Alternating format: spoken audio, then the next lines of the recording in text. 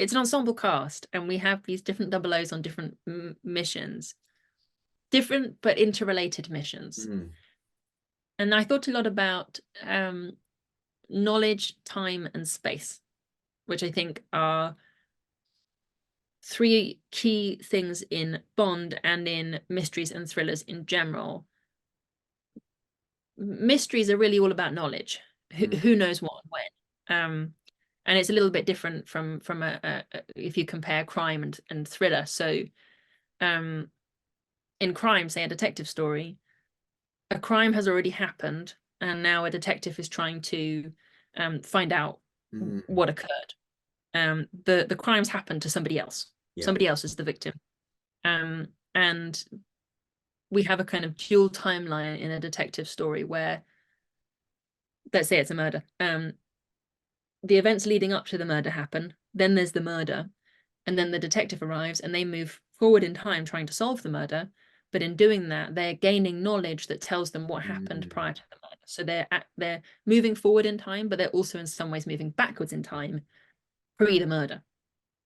Whereas in a thriller, the protagonist, it's all happening to them. The crime is happening to them. They're moving forward in time, possibly towards their own murder. So knowledge and suspense operates in a different way. And here we have multiple protagonists, multiple 00 agents who are off on their own missions, and they are trying to stop something happening, trying to stop the sale of stolen and smuggled diamonds, art, and stop a bomb going off at the end. And because of that, they're all flung out into different places. So they're in a race against time, and then they're in different spaces around the world trying to follow these different smuggling pipelines. So we have Dryden following the kind of antiquities smuggling pipeline, which takes him to Afghanistan, and his section is about the looting of war zones. And then we have Rachel Wolf, the diamond thief. She's going down the diamond pipeline, people stealing diamonds and smuggling them and selling them to fund terror. And then we have Johanna Harwood, who is kind of hunting a people smuggler, and she's looking at how people are disappeared and smuggled and sold, with the hope of finding Bond down this pipeline.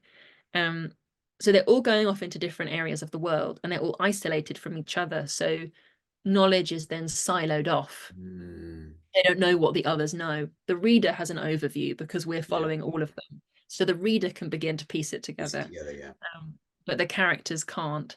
And then the key, I think, with creating those kinds of twists and turns, I think it's really crucial you never lie to the reader. You can't fib. You can't say they were in one place when in fact they were in another place. That's just an outright lie, and the reader will feel hoodwinked and disappointed. But if you put all of the clues out there, if you say kind of across these multiple strands with these multiple characters on different adventures, I've given you all the clues that you need, but they're obscured because we're going down these different roads and the characters aren't sharing knowledge, then at the end, maybe you'll work it out, or maybe you'll be surprised. But if you do work it out, hopefully it's satisfying, because you haven't been lied to, and you did have all the clues all along. And if you don't work it out, hopefully it's satisfying because you'll think, oh God, yes, of course, and then go back and reread it and see